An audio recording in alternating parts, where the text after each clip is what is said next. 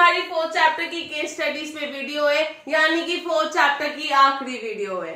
जितने लोगों ने पुरानी वीडियोस मिस कर दी हैं, चैप्टर्स मिस कर दिए, वो वापस चैनल पे जाएं और आराम से प्लेलिस्ट में खोलकर देख सकते हैं बिना किसी दिक्कत के। जितने भी लोगों ने मेरा चैनल सब्सक्राइब नहीं किया है वो मेरा चैनल अभी सब्सक्राइब करो, जिससे कि आप कोई भी लेटेस्ट न्यूज या अपडेट वीडियो मिस नहीं करेंगे। और दूसरी चीज, आपको लास्ट वीडियो देखनी बहुत ज्यादा जरूरी है। और वो क्यों? क्योंकि मैंने उसमें टिप्स दिए हुए थे, कोड वर्ड्स दिए हुए हैं, जिससे कि आपको आसानी हो याद रखने में। तो उसको देखना और नोट डाउन जरूर कर लेना। चलो आज की वीडियो स्टार्ट करते हैं। चलो हमारी पहली केस स्टडी स्टार्ट करते हैं।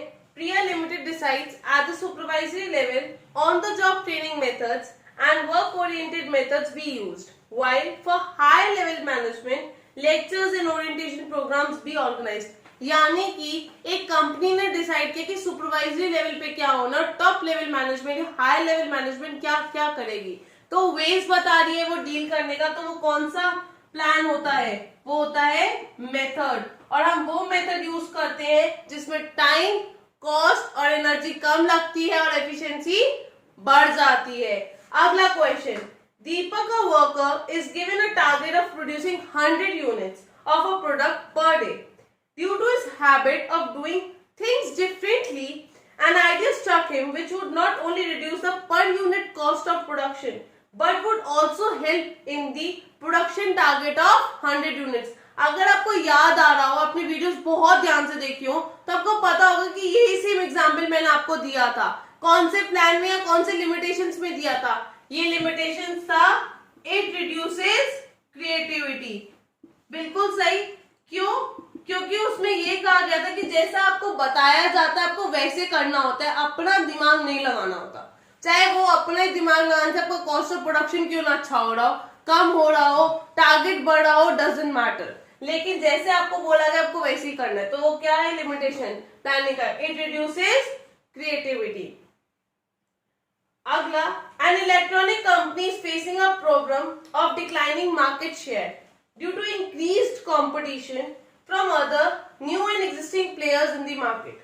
Its competitors are introducing lower price model of new consumers who are price sensitive. For quality conscious consumers, company is introducing new model with added features and new technological advancement. Name the type of plan the company is preparing and identify the steps. अगर आप सुन रहे हो तो इसमें क्या बोला गया कि कॉम्पिटिटर्स जो थे वो एक कंपनी ऐसी थी कि जो प्राइस सेंसिटिव कंज्यूमर्स थे उनके लिए लोअर प्राइस पे मॉडल रख रही थी, और जो क्वालिटी कॉन्शियस कंज्यूमर्स थे उनके लिए नई क्वालिटी की प्रोडक्ट्स लेके आ रही थी। तो कौन सा प्लान था? हमारा प्लान था स्ट्रैटेजी। बिल्कुल सही। क्यों? एक कॉम्प्रिहेंसिव प्लान अपने में होता है, वो सारा कुछ प्लान की चीजें इन्वॉल्व करता है।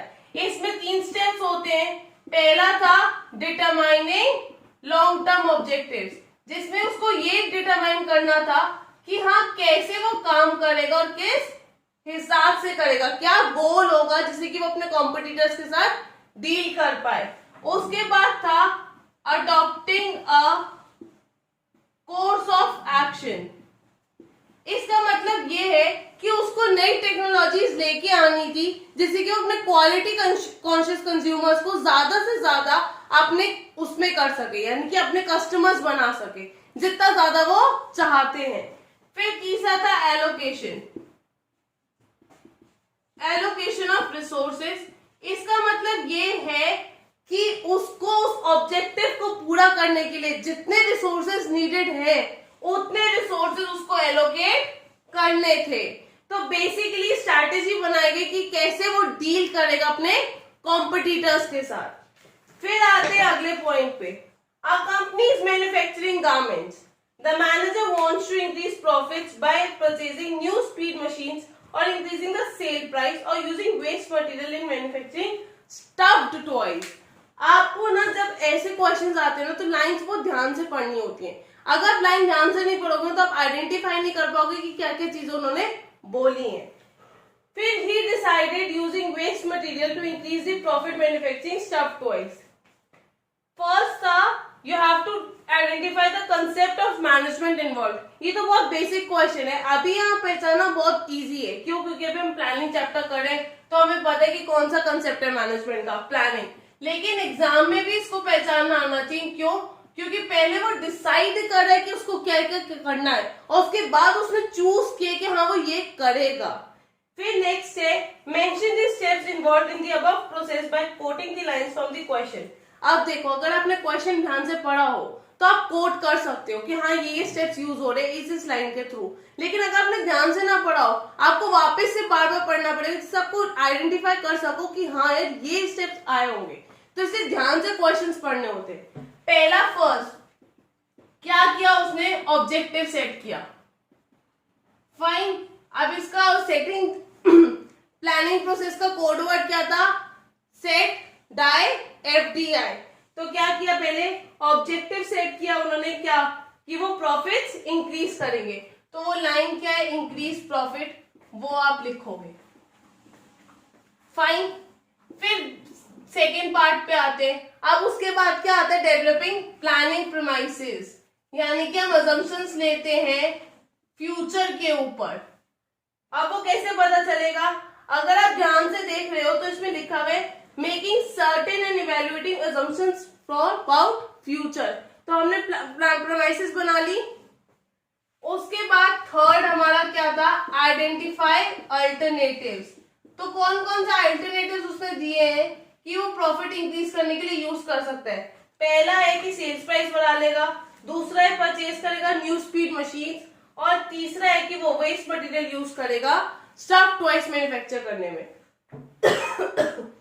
फिर फोर्थ है evaluating and selection of best alternative. अब वो कैसे पता चल रहा है? जब उसने चूज किया है, he decided that using waste material to increase the profit is the best solution. तो आ गया, मतलब कि बस यही स्टेप्स यूज हुए अभी तक, बाकी के स्टेप्स अभी यूज होने हैं। To complete the process of the concept identified in a, what future steps does the manager have to take? पहला ये कि उसको इनोवेटिव आइडियाज प्रमोट करने। कौन सा आइडियाज? इनोवेटिव आइडियाज, और ज्यादा से ज्यादा, जिससे कि वो प्रॉफिट्स का जो उसका ऑब्जेक्टिव है वो पूरा कर पाए। और उसके बाद उसको स्टैब्लिश करना है क्या? स्टैंडर्ड। किसके लिए? कंट्रोलिंग के लिए। समझ में आ गया? ये था हमारा फोर्थ केस स्टडी। अब हम आते हैं फिफ्थ केस स्टडी पे। फिफ्थ केस स्टडी क्या कहती है? राहुल अ worker is given a target of assembling 2 computers per day. Due to his habit of doing things differently, an idea struck him, which would not only reduce the assembling time of computers, but would also reduce the cost of production of the computers. अच्छा, अब आपको लग रहा हो कि यार ये तो सेम ही लिमिटेशन हो गया, लेकिन क्वेश्चन को ध्यान से पढ़ना, उसमें कुछ और भी दिया हुआ होता है। जैसे कि आगे बोला गया है कि Rahul supervisor instead of appreciating him order him to complete the work as per the methods and techniques decided earlier as nothing could be changed at that stage. लिखा हुआ है कि चेंज नहीं हो सकता। चेंज हम कब नहीं कर सकते? जब प्लानिंग हमको बोलता है कि वो रिजिड है, यानी कि ये लिमिटेशन क्रिएटिविटी का नहीं, रिजिडिटी का था। पहले क्वेश्चन में डिफरेंस क्या था और इस क्वेश्चन में डिफरेंस क्या है? पहले क्वेश्चन में ये था कि उसने साफ इनकार कर दिया कि नहीं भाई तेरे को इसी मेथड से करना पड़ेगा जो मैंने डिसाइड किया। इतना मत्थाबाजी लगाई है, अब तू वेस्ट थोड़ी ना करेगा मेरे मेहनत को। लेकिन इसमें वो कह रहा है कि हम इसलिए फॉलो नहीं कर सकते, क्यों? क्योंकि वो इस स्टेज पे चेंजेस नहीं कर सकता, इसलिए। तो ध्यान से पढ़ना, एक एक वर्ड बहुत इंपॉर्टेंट होता है। फिर सिक्स्थ है XYZ Limited follows a standard procedure for recruiting production manager for its company. अब यानी कि हर बार जब प्रोडक्शन मैनेजर को रिक्रूट किया जाएगा वो सेम प्रोसीजर फॉलो करेंगे। और जब हम एक ही प्लान को बार बार यूज करते हैं तो कौन सा प्लान होता है? वो स्टैंडिंग प्लान होता है। 7th, name the type of plan which is in the form of general statement. General statement कौन सी थी? Correct, policy, minor major policies. आगे पढ़ लेते हैं and channelizes energy towards a particular direction, obvious है पॉलिसी। अब एड के काफी सारे पार्ट से तो एबीसी करके लिख लेते हैं। A, plan which specifies the steps to carry out different activities in a chronological order, यानी कि सीक्वेंस ऑर्डर। कौन सा है? प्रोसीजर। ये कुछ कोड वर्ड्स हैं जो आप याद रख सकते हो। जनरल स्टेटमेंट यानी कि पॉलिसी, क्रोनोलॉजिकल ऑर्डर यानी कि प्रोसीजर, जहां पे आपको वे बताया जा रहा है वो कौन सा है? मेथड। बी है a company needs a detailed plan for its new project, construction of a shopping mall. Detail कहाँ दी जाती है? हमें डिटेल दी जाती है प्रोग्राम में। रिमेंबर आउटलाइन होता है। Plan which is bound by time and linked with measurable outcome. Measurable outcome कौन कौन से? दो होते हैं, एक तो होता है ऑब्जेक्टिव और एक होता है बजट, जिसको आपको मेजरेबल आइटम्स में या मेजरेबल आउटकम्स में लिखना होता है। तो दोनों ही आप लिख सकते हो। आप अगर ऑब्जेक्टिव लिख लेते हो तो भी आप सही हो, बजट लिख रहे हो तो भी आप सही हो, अगर आप ऐसे लिख रहे हो तो भी आप सही हो। फिर है plan which reflects the managerial decision that a certain action must और मस्ट नॉट बी टेकन, यानी कि या तो इस पार या उस पार। कौन सा है? रूल, वरना आपको क्या चार्ज की जाएंगी? Fines and penalty. फिर अगला है plan which is a control device from which deviation can be taken care of. कौन सा है? बजट। क्या है? रिजल्ट ही तो होता है वो फ्यूचर आउटकम्स का, budget. F, plan which provides the broad contrast of an organisations business, यानी कि एक डिटेल्ड फॉर्म लेके आता है ये बिजनेस ऑर्गेनाइजेशन की। कौन सी है? स्ट्रैटेजी। फाइन। अब जी पार्ट पे आते हैं। Plan which provides the prescribed ways, कौन सा बताता है? मेथड। यानी कि आगे पढ़ने की जरूरत ही नहीं पड़ेगी जब हमें पता होगा। Ways, method. Statement general, policy. आपकी chronological order, procedure. Detailed form, program. Fine. अब एच पार्ट पे आते हैं। ABC limited prepares a budget for its annual general meeting for financial year, यानी कि हर बार जब मीटिंग होती है तो अलग अलग प्लान बनते हैं, और जब हम एक प्लान को एक बार यूज करते हैं तो वो कौन सा प्लान होता है? Single use plan.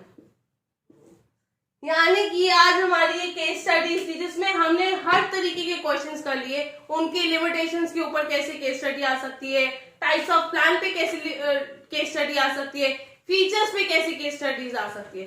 तो ये था आज की इस चैप्टर की केस स्टडीज। अब हम कल से स्टार्ट करेंगे नेक्स्ट चैप्टर जो कि ऑर्गेनाइजिंग। तो stay tuned, thanks for watching, do subscribe, like and share my video as much as you can. Thank you.